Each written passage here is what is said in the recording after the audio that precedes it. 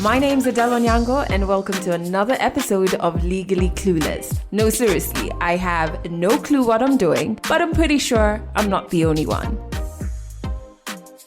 So I've been sitting here panicking because every time I tried to record this, my microphone was not picking any audio. So I was just like, oh my goodness, is one of my microphones dead? What is happening? And it turns out the microphone has a mute button on it that has this bright red light that flashes, okay, when you press the mute button. So when the microphone is on mute. I don't know how I didn't see that. And I went completely into panic mode. Anyway, how are you? How are you doing? Welcome to episode 159. Thank you so much for rocking with this podcast, even though I have quite a few of those blonde moments. But hey, here we are. Let's get on with it. If this is your first time listening to this podcast, welcome to the family. Make sure you join our Instagram fam. We're at Legally Clueless Podcast. You can also check out our YouTube where you can watch our video series. There's 2 seasons of that out. And our tour series. There's a link to our YouTube in the show notes, but it's Legally Clueless. You can't miss it. It's a bright yellow page. Our newest corner of the internet is our TikTok page. It's so funny because I joined TikTok some time back and I thought it was going to be the corner where I do nothing focused, just like have fun times. And now, because the podcast is there, I have to take it seriously. So follow us on TikTok. We're Legally Clueless Africa. There's links to all of those platforms in the show notes. So obviously the story in this episode is part 2 of the story that ran in episode 158. Listen to this. So he called my mom and he said, I've got a new school for you. It's in Nandi County. I was like, interesting. Let me see the admission letter. I go through it, and when I saw that students should have short hair, I froze. I have been called ugly when I had hair. I have been made fun of my acne when I had hair. So now I'm imagining myself with short hair. Things are about to get worse. So the day came, I shaved my hair. As I was being shaved, I was just crying. There was a rumor that was spread in school that I was in Illuminati. So they said me and the other 2 girls were in Illuminati and that I had a chain and that I was the leader for the Illuminati. Because when I'd go to the dome in my cube, people would start praying. She told us to stand up and confess that Jesus is Lord. And he told me, you know what? I know that you're not okay. And I'm going to take you to my friend. He didn't tell me a therapist because I would have said no. That is part 2 of Judith's story. So we're going to get to that a little later in this episode. But before we do, Song of the Week, which is a song I just stumbled on actually. And I have zero idea what it's about. I think it's a love song from the bits that are in English, but I could be wrong. It could be a breakup song. And I'm here saying how sweet and lovely it is. Anyway, it is by Amanda Black. I have been binging her music over the last couple of days. Ooh, cannot get enough of her. So I want you to check out the song. I am probably butchering the pronunciation of the name, but here goes. It's called Kale. So that's Kahle. I don't know. The song has something about it. There's an energy. Something draws me to the song. I'm not sure what. So give it a listen. Maybe it'll draw you into. Maybe it won't. But hey, you'll have listened to a new song. So put a link to it in the show notes. Okay. I hope you're doing well. I think I didn't hope you're doing well in the last episode, and I'm so sorry. I hope you're well every week. I probably just forgot to say it. I hope you're surrounded by grace. Again, for the last couple of months, over 6 months, I've just realized how important that is. Grace not only for yourself, but for situations as well. Grace to allow time to do its thing. Grace to sit in the uncomfortable feelings. Just grace. Grace all around. I just got back from Dubai. I was not on any yacht in a thong. I was working. Oh my goodness. These past 2 months, February, March, because I've been to Dubai twice, and both times it's not been to give a speech or to be on a panel. It's been to perform poetry. Yeah. I mean, poetry is where everything began for me. It's even how the first ever radio station I worked at got to hear about me, because I used to host an open mic and perform my poetry at it. But then I stopped performing because I convinced myself that people wanted dramatic performances, and I just wasn't that. So I convinced myself that people only listened to my performances because they kind of like either knew me or felt sorry for me. I didn't think that people listened to the words. Also, quite a few of my performances were in bars, and to be quite frank, I just I don't think people come to bars to listen to poetry, so it could have been a venue thing. But I've always said that I stopped performing because radio came and it took over. And to some extent, that's like 10% of it. But more than anything, I convinced myself that my performances just weren't good enough. And so I stopped. One of the people working in conjunction with Dubai Expo knew me from those days, knew that they needed more of poetry and less of speeches and formal speeches from me. So she has been very instrumental in getting me back to performing poetry.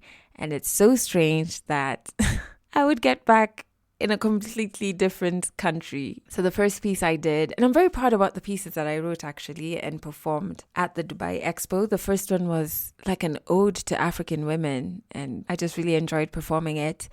And the second was looking at water, which you'd think would be something boring to write about, but I really love huge bodies of water. I find them so humbling. And so to kind of like personify water and just write about it from there and linking it to things that, you know, our ancestors went through was quite fascinating. And both performances were received so well. The first one, there's a writer who actually came in tears afterwards. I think I told you about this a few episodes ago. And the second performance got like the loudest applause of the entire event. Even the MC said it.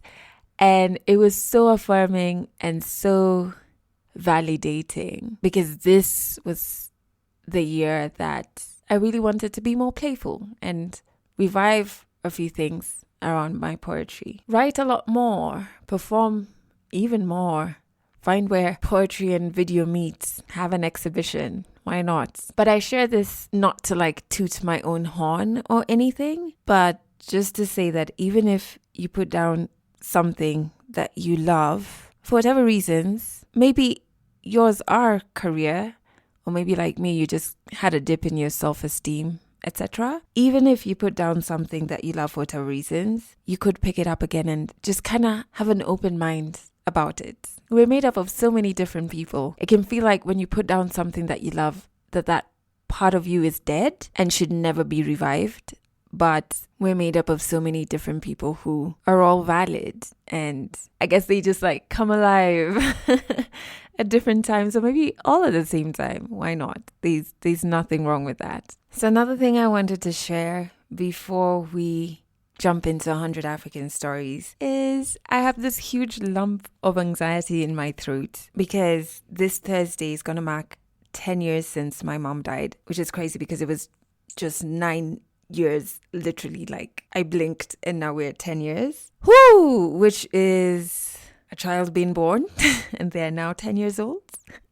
I am not a parent, but 10 years old is pretty old, isn't it? Yeah. And so, I don't know, I feel like right now I'm navigating things that I wish she was here to kind of not even guide me through, because that's not, I think I just want to always look back, like physically turn around and know that she's there, and then, oh, it's been 10 years of that not being the case. So I'm feeling, I'm going to say anxious about it, but I don't know if that's the word. Anyway, by the end of the week, I'll have the word because I have a therapy session on Tuesday. So I should be able to unpack the feelings then. I do know one feeling that I feel is selfish, because like every bit of my being wants her back, and every reason that I want her back is to benefit me and not her. Knowing that she passed away from such a horrible disease, cancer, was in so much pain, and then here I am wanting her back to benefit me only. I do feel a bit selfish about that, which is human, but you know, you have to call it what it is. And then I've found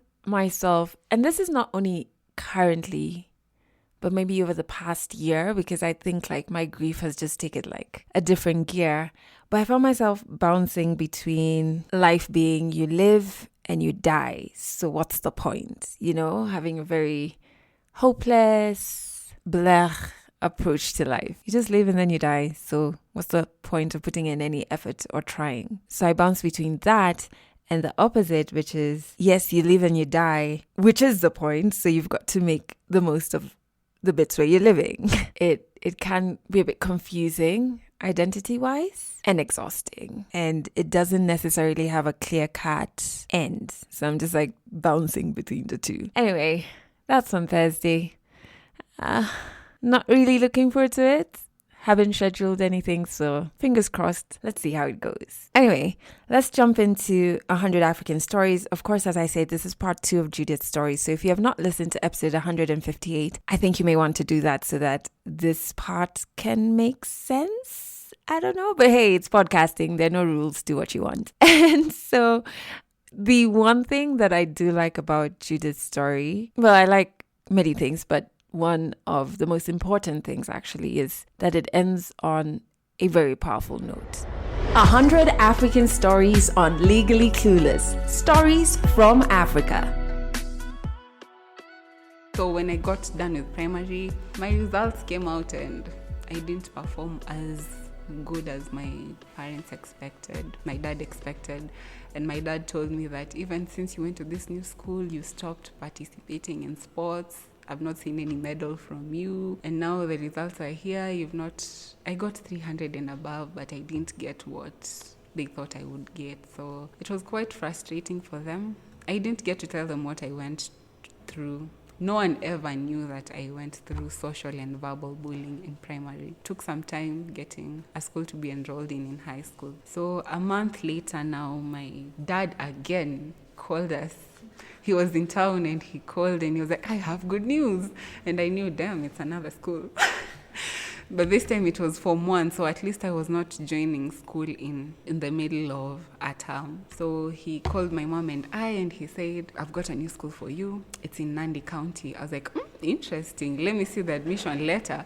So my dad gives me the admission letter. I go through it, and when I saw that students should have short hair, I froze. I got stuck there and I was like, I have been called ugly when I had hair. I have been made fun of, my acne when I had hair. So now I'm imagining myself with short hair. Things are about to get worse. So when I just saw students should have short hair, I froze there. And I didn't even continue reading the letter. My mood just went from 100 to 0. And now my dad was like, why has your mood changed? I told him, it's nothing. So he said, okay, let's go. Let's start shopping. So my dad was so excited that day. You'd think he's the one joining Form 1. He was so excited shopping. So me, I was already depressed about shaving my hair. I was already thinking about what is ahead of me, the insults. I was already insulting myself in my head. I was just like, this is good, what I'm going to go through in high school. So I wasn't even happy that day shopping. And I remember my dad telling my mom, can you tell your daughter to at least be active, to afurai kidogo, because we're doing shopping for her and she's going to Form 1, she should be excited. So my mom asks me, why are you like this? We are trying to get you a good school to go to and you're not showing any emotion. And I told her, I'm fine. I guess it's just the shock of I got a new school to go to Form 1. So we did the shopping. I don't even remember choosing things for myself. I was just telling my mom, you just get whatever you feel is good for me. I'll take it. So the day came, I shaved my hair. And that day, as I was being shaved, I was just crying, which was quite embarrassing for my age. But I was crying because I was afraid of what was to come. So after being shaved, I went and looked at myself in the mirror and I was like, wow, now you're ugly. Not even ugly, now you're ugly. I just felt so bad. My self-esteem was at the worst, I think. And so, the day for going to school came. I didn't have my uniform. We were being given uniforms in in school.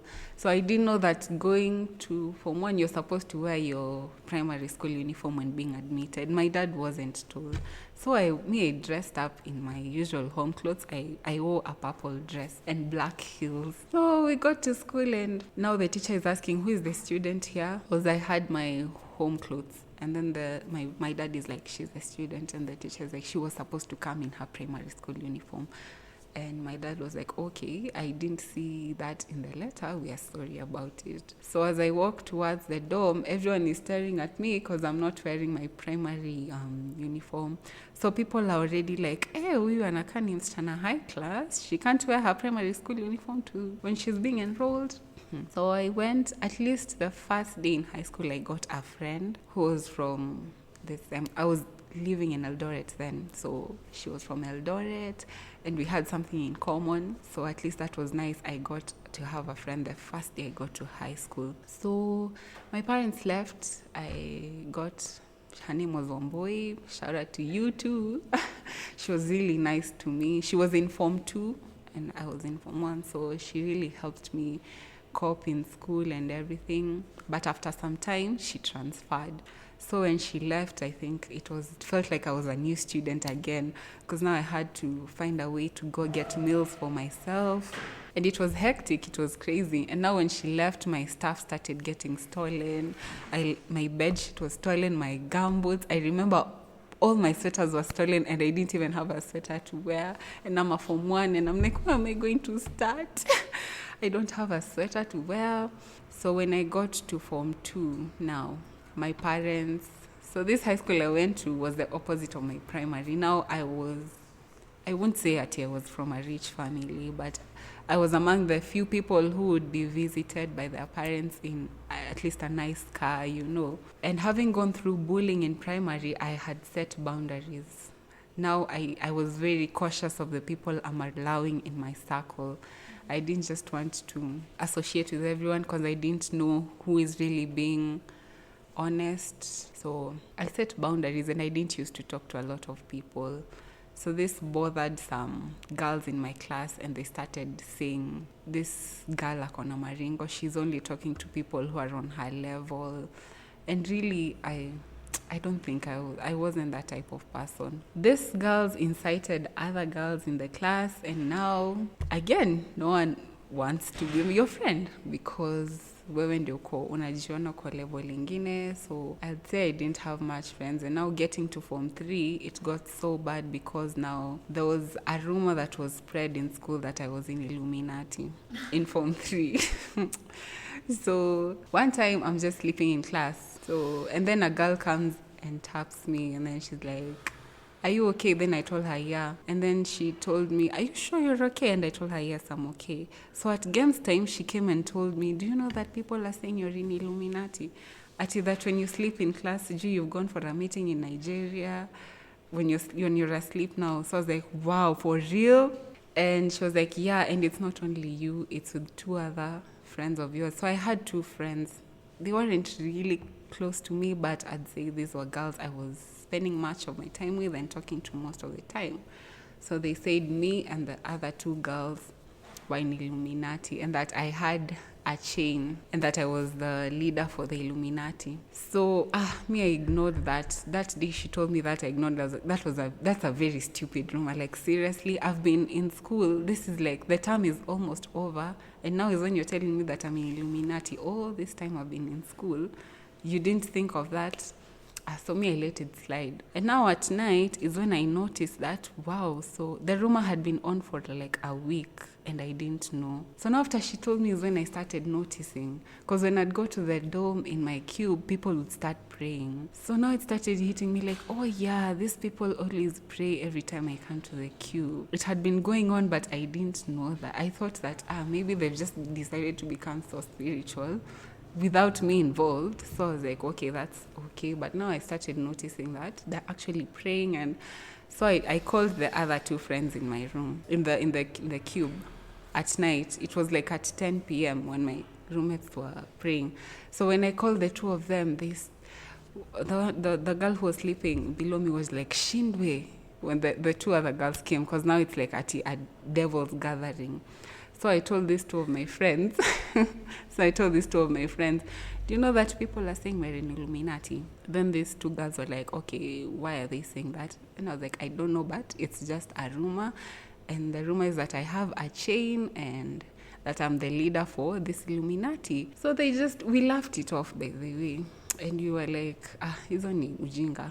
Just let it slide. So we slept. So the next morning, now I woke up, people had known that I know about the rumor. And so when one time I was coming out of class at night going to the lab for chemistry class, there's a Form 1 student who saw me at the corridor and she screamed. She screamed so loud. The teacher came out and asked her, why are you screaming? And she was like, there's a devil walking on the pathway. So this female teacher asked her, a devil? What devil? I don't see any devil. Then she's pointing at me. So as I was approaching her, the teacher stopped me and told me, this Form 1 student has seen you, and she has screamed and she has said, there's a devil. So she asked me, do you know what she could be talking about? And I told her, I don't know. I knew they said I was in Illuminati, but I was like, no, I don't know. So she said, okay, you just go where you're going. She was taken to the principal's office. So I guess she got to explain that there was a rumor we were in Illuminati. I don't know what she told the principal. So that night passed. The next day now, my friends and I would walk around people, and you walk past someone and they say Shindwe, and they say Pepo in a pita, you know. And all these things started getting in my head. Now me, I was like, hey, kwani now sasa I look like a devil. What is happening? Why is it that in every school I go to, I'm the one who is different? It started with body shaming, acne shaming, and now I'm being called a devil. So now I'm starting to think that I actually look like a devil. And now it got into my head. And this rumor kept going on. And now people are being told, avoid that girl, avoid her at all costs. Don't talk to her, don't sit close to her. Even my desk mate in class, she would literally fidget. Like when I go and sit, she would literally shake. And I'm like, relax, I'm not in Illuminati. This is just a stupid rumor. She would not even sit with me, by the way, unless her teacher comes to class. Atavumilia to your class, but you can see that this person is not okay. So one time my friend's uncle died when this rumor was still going on, and they said we have sacrificed the uncle. And you can imagine this girl was going through a hard time trying to mourn her uncle, and then people are saying now she has sacrificed her uncle. So things got so bad. They started saying that we are planning to sacrifice students. It was so bad. We were being called devils. Like unapita kando ya watu wanasema shindwe. People pray whenever you walk into a room. People start to pray, and it felt horrible. And me, I acted strong in front of my friends, the two other girls who were with me, but in my bed I would break down because I was like, there's really something wrong with me, because it can't just be me all the time. I can't just be the different one all the time. So I was like, there's clearly something wrong with me. So the next morning, the head girl went and told the principal that the students are in Illuminati and they want to sacrifice students, so you have to expel the students. So the principal called for a meeting in class, and she asked the class. She called for a meeting with the teacher who now was with the Form 1 student who had screamed. She also came to class. So she asked the class, have these students been behaving awkward? And everyone was like, yes. Well, not everyone, but 3/4 of the class was like, yes, they have been acting weird. So they asked, how are they behaving weird? They're saying that we are sleeping in class a lot of times, and then when we sleep, we make weird sounds, and that when we sleep, we have gone to a meeting in Nigeria. Now, the principal even heard that and she laughed because that was stupid. Like, how? So the students were asked, are these people in Illuminati? And 3/4 of the class said, yes, they're in Illuminati. So I was just like, wow, for real, you guys are really going to say that we're in Illuminati? There's a girl who had issues with a lot of people in class. Like this girl, she was just not nice. So she was asked, she told the principal that I am the ringleader and I've always wanted to destroy her. So I took this opportunity of joining Illuminati to make times hard for her. And she said that ever since I joined Illuminati, things have not been working out well for her in school. So she explained what had been happening to her, and I don't understand how dumb my principal was, because she believed all those things. She told us to stand up and confess that Jesus is Lord.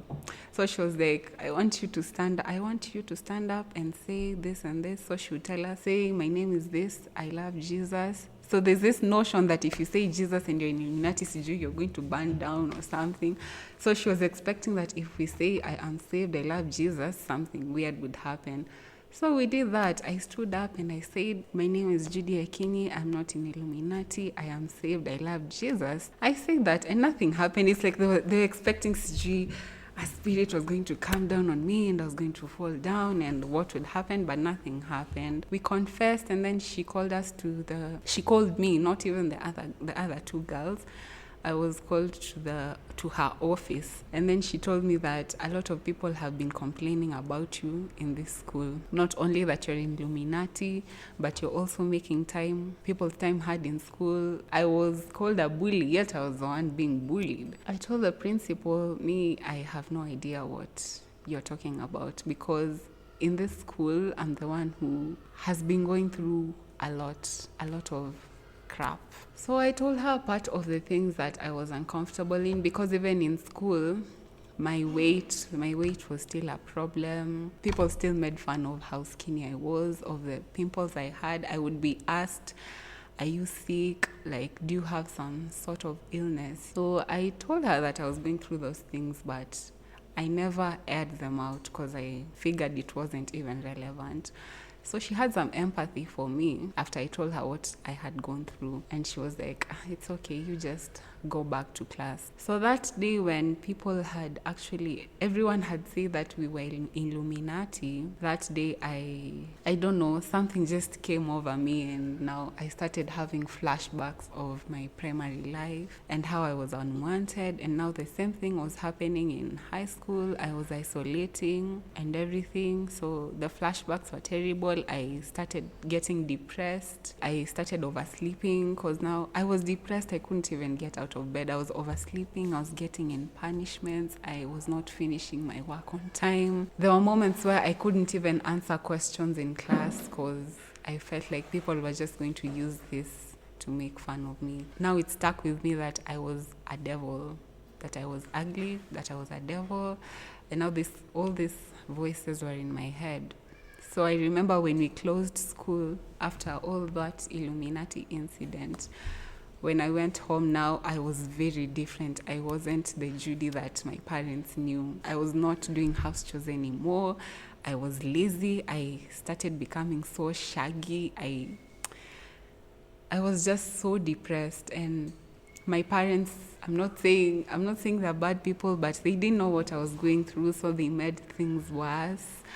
They didn't understand what I was going through. So my mom would be like, you're so lazy nowadays, you don't do anything, kazi yako tu ni kulala kwa hii nyumba, my dad was also angry, and he was like, now you're bringing bad results at home, you don't want to do your house chores anymore, what's wrong with you? I wanted to tell my parents that I was depressed, but I didn't know the words to use. I didn't know how to express myself. I wanted to tell them that people were making fun of my appearance. My parents would get so angry at me, and now I felt like I was being a failure at home, because I was the happy child, I was the active child. I would literally help my mom do 3/4 of her chores, but now I was just there. My hair was, I looked pathetic, and I didn't even care. I would wear clothes for several days without undressing until my sister is like, hey, si umevaa hiyo nguo sana, you should wash it.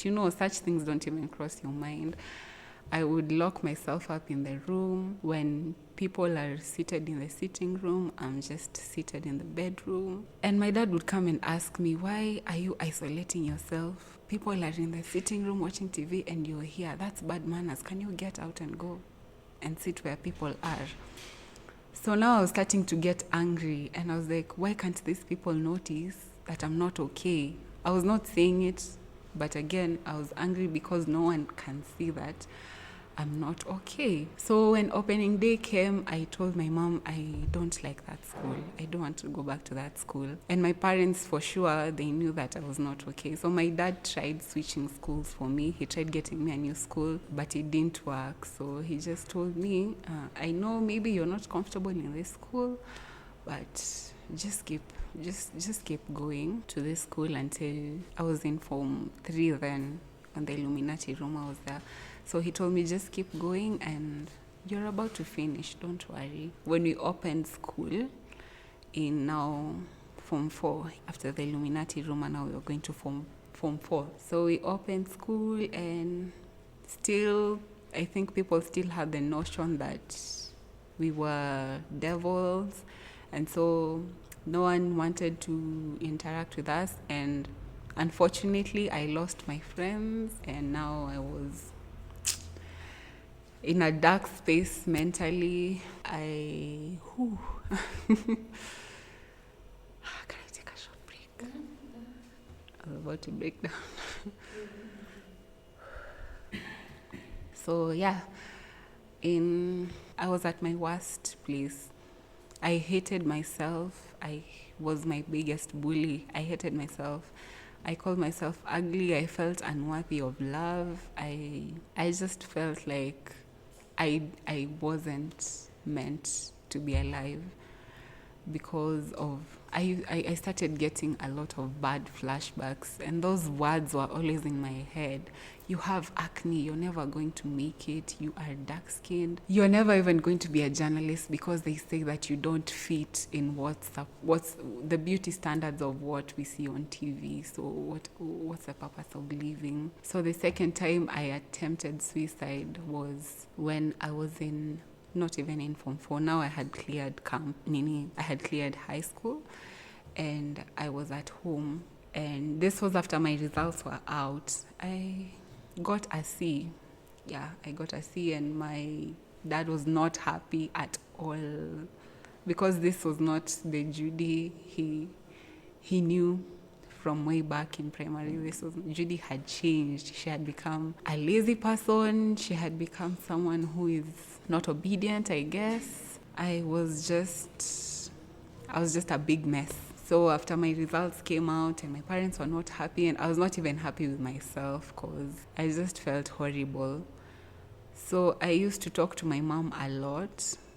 I didn't tell her what I went through exactly, but my mom was like my therapist. So I would talk to my mom, and I'd tell my mom sometimes, I've just woken up feeling angry, and I don't even know why I'm angry, but I just feel like I'm not okay. And my mom would always tell me, Judy, just pray about whatever you're going through, you're gonna be fine. And now after high school, now I was seriously isolating. And now my mom started getting sick. So my mom was someone I would talk to, I would air my problems to. She was my safe space. But now she started getting sick. She couldn't even get out of bed at some point. And my sister was in Nairobi then. She was doing her bar exams. My brother was also living in Nairobi. We were in Eldoret. My brother was working in Nairobi. My other brother was in school. So it was just me and her and my dad. So she was really getting sick. It was getting bad. And nowadays she couldn't get out of bed. And this was also now stressing me out, because this is someone I always talk to. And now I was at a bad space. And I really needed someone to talk to. But I couldn't talk to my mom, because she was also going through a lot. So she used to get bad headaches, and it got worse. So my dad took her to hospital. And when she was taken to hospital, she was told that she's going through depression. So this was after some time, after like 3 weeks of her not being able to get out of bed often. So now my dad takes her to hospital, and they say that my mom is depressed. So they give her antidepressants, and they come back home that evening, and my dad didn't tell me that my mom was depressed. So he just told me, I took your mom to hospital, and the doctor said she's going to be fine. So I was like, okay. Then few days later, now my dad told me he had been taking my mom for therapy. So he told me, do you know your mom was telling the doctor that she's stressed out because of you? So now I was like, oh God, my mom is sick because of me.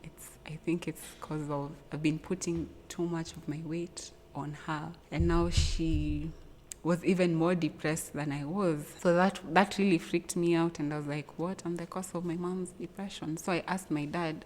I didn't even ask him. I just made an expression like, because of me. Then my dad was like, yeah, she has been stressed out, saying that you're not okay, saying that you're losing weight, saying that she just feels bad that you're not okay.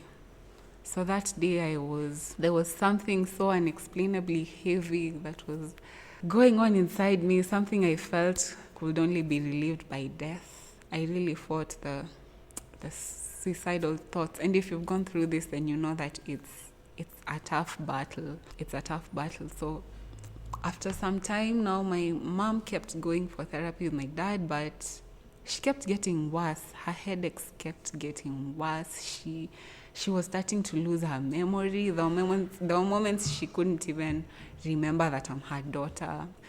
It was bad. So my dad took her to a better hospital, and they ran some tests, and then they got to find out that she had a brain tumor. So all this time they had been giving her a wrong diagnosis. They were saying she was depressed when really she had a brain tumor. By the time we were getting to know about the tumor, it had gotten worse. The doctor was like, the tumor is too big, it's pressing her head, it could even be cancer. We freaked out. That time when she was going for her surgery, I was in my first year. And in my first year, I was close to doing exams. So my mom was admitted in hospital, and it was just me and my dad and my mom. So I had a lot going on. I had to study for exams, I have to clean, I have to cook, I have to go and visit my mom in hospital, I have to prepare stuff for my dad. A lot was just going on. It was too much for me. I have exams coming, I can't study, I can't concentrate. She did go through the surgery. The surgery went well, but from then on, my mom has never been the mother that I had. Everything changed, because now I didn't have someone to talk to. I didn't have someone to open up to. My mom, after the surgery, she was still struggling with gaining memory about a lot of things. She even forgot that I was not okay. She forgot that I used to tell her that I'm going through some stuff. It got out of hand, and I called my brother. I cried for about 15 minutes, and I hung up. And God bless my bro, because he heard me when I did not speak. He knew that I was going through something, even though I didn't express it. And he reached out to me, and he told me, I know you're not okay, so just tell me what's going on. I told him I'm going through a hard time. And he told me, you know what, I know that you're not okay, and I'm going to take you to my friend. He didn't tell me a therapist, because I would have said no. So he told me, I'm just going to take you somewhere, and you're going to talk to someone. So we didn't even tell my parents. He just said that he was taking me to his place to chill. So we went, and he took me to a hospital. His friend was a therapist there.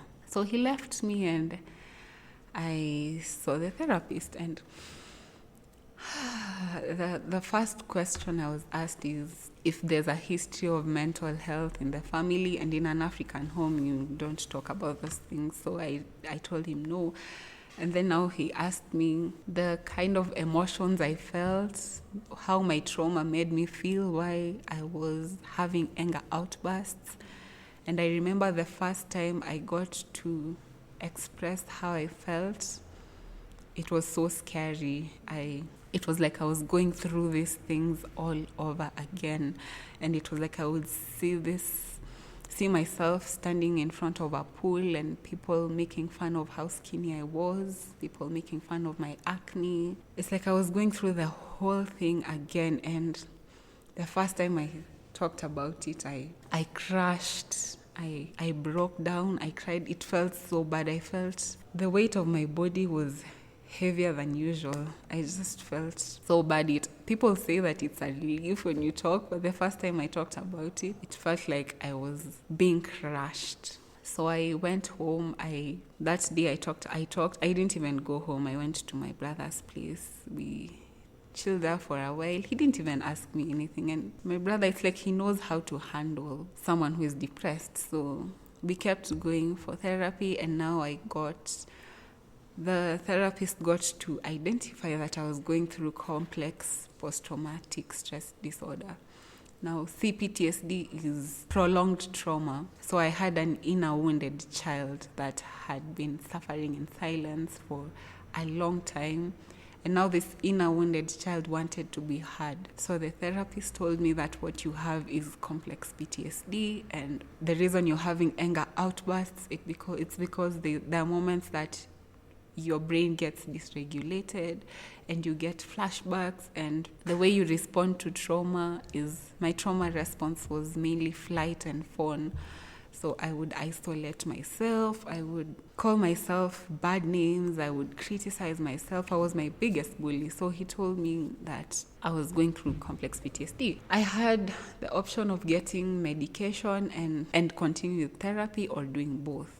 So I did not want to take any medicine. Going through therapy, I'd say it kind of helped, because now getting to talk about these things and letting them out felt good, but all these experiences changed my lifestyle, because until now I cannot wear a sleeveless top because I was told I have arms like a man. Sometimes I look at my face in the mirror and I'm triggered by my face, because when I look in the mirror, I remember those times I was acne shamed. When I look at my body, I don't even own a swimming costume right now because I am triggered by swimming pools. So while I was healing, I didn't tell you guys that I used to have a blog after I finished high school. I created a blog where I used to write a mental health blog and a fashion blog. So I would feature fashion and mental health.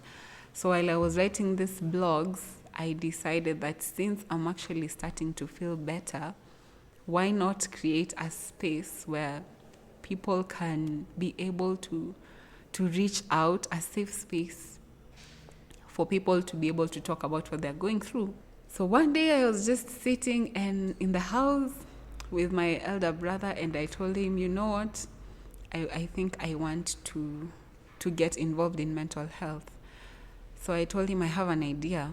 I want to create an app where people can safely report whatever they're going through, and they get help from a therapist or whatever they need. So it started as a joke, but even my bro was like, that's a good idea. So we wrote down everything, and yeah, I executed it. So getting to start the app now was where the challenge was, because I needed money to fund it, because hosting an app it needs some money. So I had to save. My brother played a big role in that, because I didn't have any income then. I didn't have a job. So he gave me some money to help me start the app. And I also used to have some savings. So I saved and saved and saved until the money was enough. It was about 30K. Then I got a web developer, and it was happening. I created the app. So we created the app in it was late 2018. It's called Mamba 24.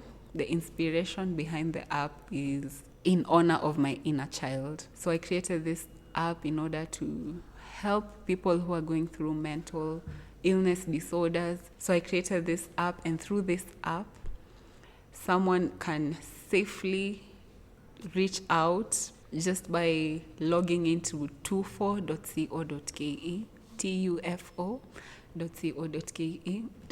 So once you tap into this app, there's a specialist at the end of the other call or text who is waiting to talk to you, and it's absolutely free. So we have 16 counselors, 6 doctors, and 3 lawyers.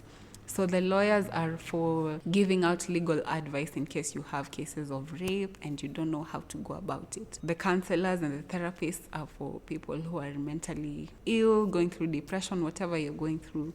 So I'm so happy that I've been able to get a team of doctors, lawyers, and therapists. I never thought I'd be alive right now. So I'm so proud of myself, of my healing journey, and just being able to create this safe space where people can report anything they're going through.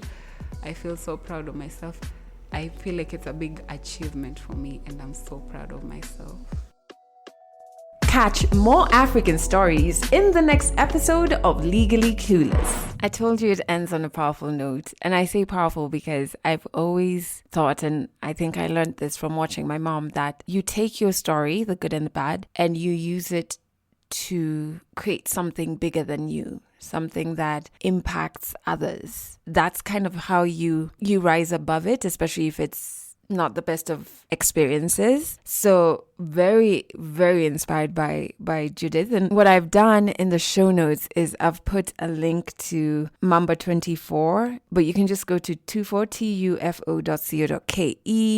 I've put a link to the website, but also a link to their Instagram page so you can join their community as well. Being in the position where I'm trying to have projects like this, I understand how difficult it is.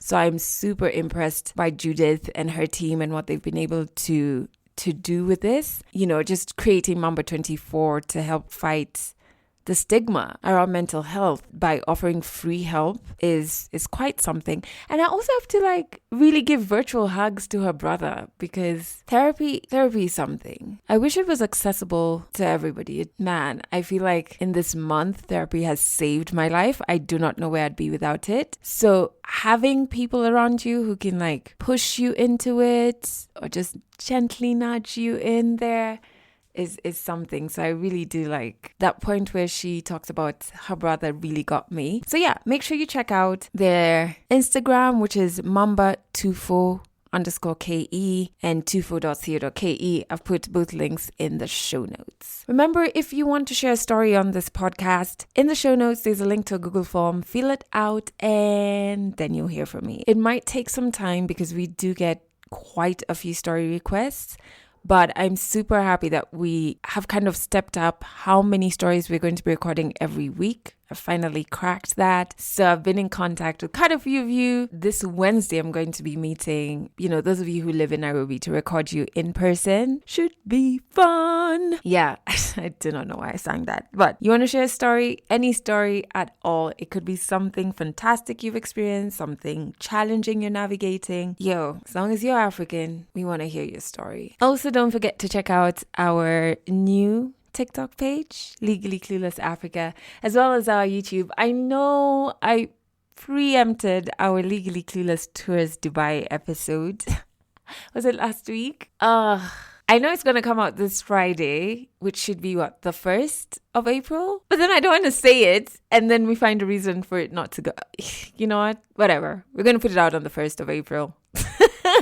And it's definitely an awesome episode. I'm really proud of it. So make sure you check out our YouTube. There's not only that episode, but tons of other things you can watch. Just search Legally Clueless on YouTube or click the link in the show notes. Okay, so I'm going to end this episode right here. No noise complaints because I've started doing this recording during the night shift. So my neighbor's noisy kids are asleep. My neighbor's dog is weirdly silent, although I don't know if I'm the only one. I just feel like if you are anyway, let me not hate, because I guess the last time I threw any shade to any neighbor, turns out they were listeners and they sent me an inbox on Instagram. So you know what, I'm just going to end. My neighbors are fantastic. I love all of them. That's it for this episode of Legally Clueless. You can share this podcast with your friends. You can keep it for yourself. I'm not judging. Just make sure you're here next week for the next episode.